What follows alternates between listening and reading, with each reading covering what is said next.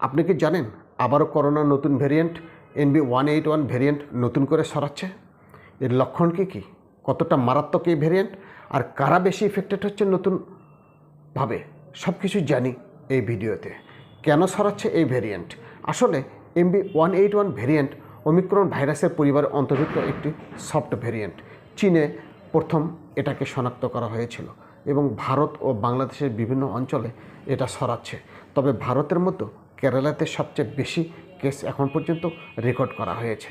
এই ভ্যারিয়েন্টের বিশেষত্ব হলো এর উচ্চ সংক্রমণতা এবং আগে যদি আপনি ভ্যাকসিন নিয়েও থাকেন তারপরেও প্রতিরোধ ক্ষমতাকে এটা অর্ধেক করে দিতে পারে।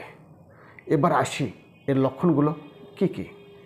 NB181 ভ্যারিয়েন্ট লক্ষণ আগের ভ্যারিয়েন্টের সাথে অনেকটা মিল রয়েছে, তবে কিছু পার্থক্য রয়েছে।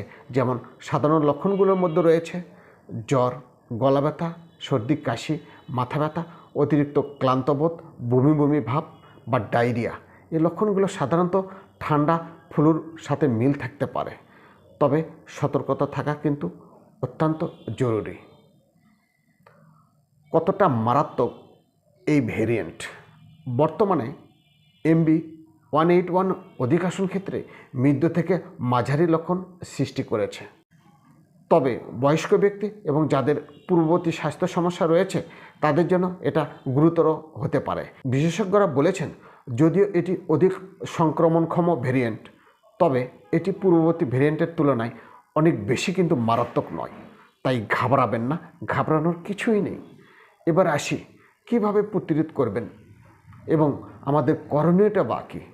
NB181 ভ্যারিয়েন্ট হতে সুরক্ষা হতে আপনারা যা করতে পারবেন তা হলো নিয়মিত হাত ধোয়া, ভিড় এড়িয়ে চলা, মাস্ক ব্যবহার করা, শরীরের প্রতিরোধ ক্ষমতা বাড়ানোর জন্য স্বাস্থ্যকর খাবার খাওয়া, নিয়মিত ব্যায়াম করা। বিশেষ করে যাদের পূর্ববর্তী স্বাস্থ্য সমস্যা রয়েছে তাদের জন্য এই পদক্ষেপগুলো কিন্তু অত্যন্ত গুরুত্বপূর্ণ।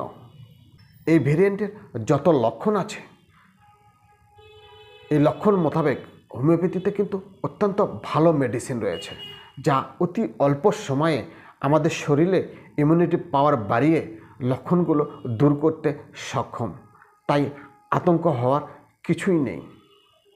অযথা আপনারা এই ভ্যারিয়েন্ট নিয়ে মোটেও ঘাবড়াবেন না।